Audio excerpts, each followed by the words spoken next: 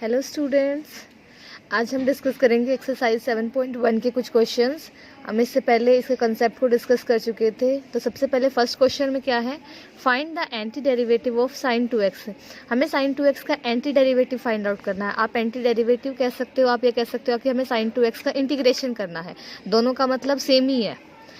तो जो anti derivative होगा साइन 2x का, वो क्या होगा, एक ऐसा फंक्शन जिसका डेरिवेटिव साइन 2x बनता होगा, वही क्या होगा, इसके लिए एंटी डेरिवेटिव होगा।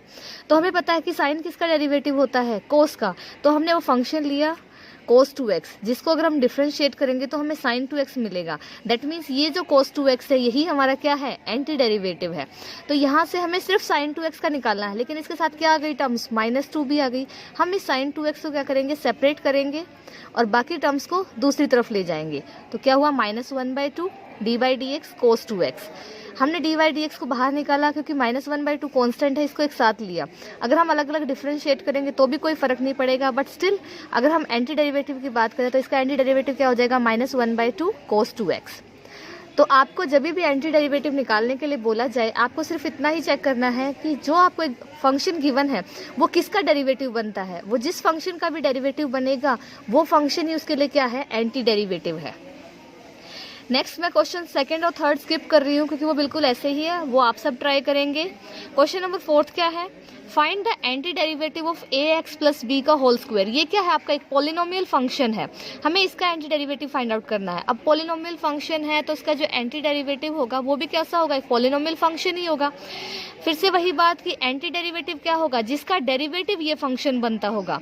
यहाँ पर पावर क्या है, 2 है। अगर मुझे इसका एंटी डेरिवेटिव निकालना है तो उसके लिए पॉलिनोमियल में पावर एक्स्ट्रा होनी चाहिए। दैट मीन्स अगर यहाँ स्क्वायर है तो जो एंटी डेरिवेटिव होगा उसमें क्या होगा, क्यूब होगा। That means the antiderivative of ax plus b का whole square is a function of x, whose derivative is ax plus b का, सॉरी यहाँ पर whole cube आएगा। तो ये मैंने लिख दिया d/dx ax plus b का whole cube। इसको हम जैसे ही डिफरेंशिएट करेंगे 3a ax plus b का होल स्क्वायर आ जाएगा। हमें सिर्फ ये टर्म चाहिए है तो हम बाकी के टर्म्स को दूसरी तरफ ले जाएंगे, जैसा हमने फर्स्ट क्वेश्चन में किया था। तो ax plus b का whole square equals to 1/3a d/dx of ax plus b का होल क्यूब। अगेन ये कॉन्स्टेंट टर्म को हमने अंदर ले लिया, 1/3a ax plus b का होल क्यूब। यही आपका एंटी डेरिवेटिव है इस पर्टिकुलर फंक्शन के लिए।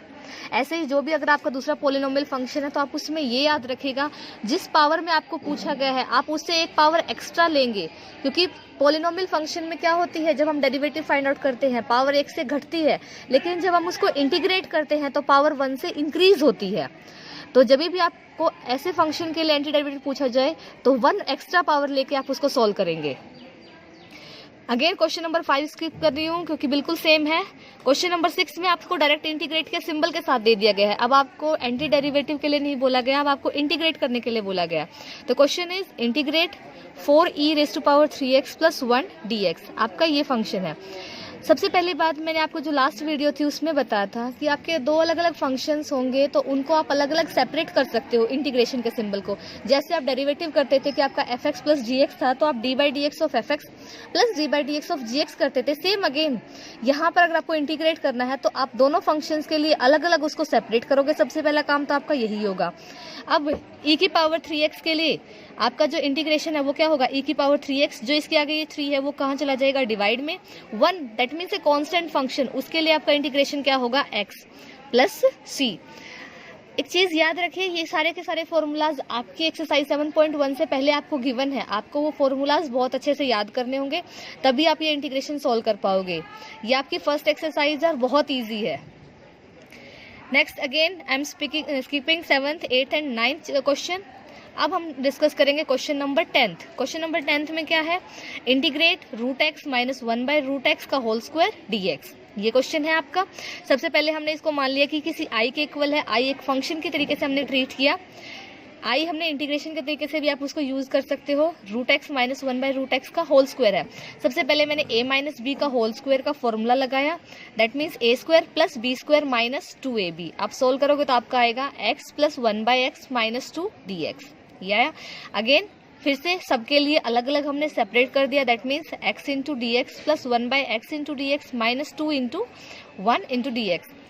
इसके लिए पॉलिनोमियल फंक्शन पावर इंटीग्रेशन में क्या होती है, 1 से इंक्रीज होती है। तो x² / 2 plus log x minus 2x plus C, ये हो जाएगा आपका। तो ये था क्वेश्चन नंबर 10th। अब अगेन मैं 11th क्वेश्चन छोड़ रही हूँ। अब क्वेश्चन नंबर 12th डिस्कस करते हैं। उसमें क्या है, integrate function is x³ plus 3x plus 4 upon root x into d x. आप फिर से सबके लिए सेपरेटली इसको सोल्व करोगे तो x³ by root x plus 3x by root x plus 4 by root x into d x. हमने power क्या होगी इसकी पावर 1/2, जैसे ही ऊपर जाएगी माइनस 1/2, दैट मीन्स 3 माइनस 1/2 क्या बचेगा 5/2। एक्स पावर 1 माइनस 1/2 पावर बचेगी 1/2। यहाँ कुछ नहीं है तो ये पावर नेगेटिव होके ऊपर जाएगी तो x की पावर माइनस 1/2। सॉल्व करने के बाद ये आया। अब तो बहुत इजी है, सेपरेट किया हमने, जो भी पावर है उसमें 1 ऐड करोगे और जो नंबर आएगा उससे डिवाइड करोगे। जैसे कि यहाँ पर x की पावर 5/2 है तो 5/2 प्लस 1 दैट मीन्स 7/2, उसी 7/2 से आप डिवाइड करोगे। यहाँ पर 1/2 प्लस 1 3/2, 3/2 से आप डिवाइड करोगे।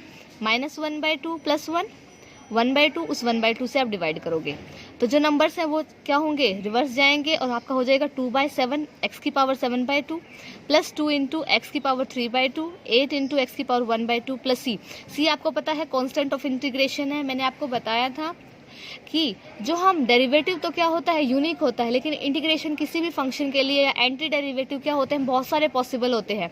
जैसे जैसे आप इस सी की वैल्यू चेंज करोगे तो आपको अलग अलग एंटी डेरिवेटिव्स मिल सकते हैं। तो ये सी हम यूज करते हैं as a constant of integration, ये आप हर एक क्वेश्चन में लिखोगे। अब उसके बाद मैं डायरेक्टली क्वेश्चन नंबर 19 डिस्कस कर रही हूँ।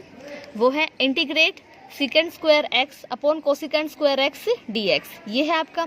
आप सीकेंट और कोसिकेंट को किस में सॉल्व करोगे, कोस में और साइन में कन्वर्ट करोगे। याद रखिएगा आपका जब भी ट्रिग्नोमेट्रिक फंक्शन हो, अगर आपको कुछ भी नहीं मिल रहा है टेंजेंट में सीकेंट में किसी में भी है तो उसको साइन कोस में कन्वर्ट करके सॉल्व करना शुरू करो। कुछ ना कुछ आपको सिंप्लीफाई करके ईजी हो जाएगा सॉल्व करने के लिए। तो मैंने यहाँ पे सीकेंट को कोस में कन्वर्ट किया और कोसिकेंट को साइन में कन्वर्ट किया। ये फंक्शन हमें मिला sine square x upon cos square x. ये क्या बन गया, tangent square x. Tangent square x को अगर हम आइडेंटिटी से लिखना चाहें तो सीकेंट स्क्वायर एक्स माइनस 1 लिख सकते हैं। फिर से सेपरेट किया, सीकेंट स्क्वायर एक्स किसका इंटीग्रेशन होता है, टेंजेंट एक्स का, 1 का क्या हो जाएगा माइनस एक्स प्लस सी।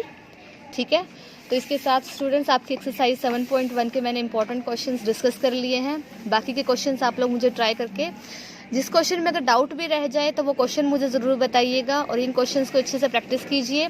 आपकी एक्सरसाइज 7.1 कंप्लीट हो जाएगी और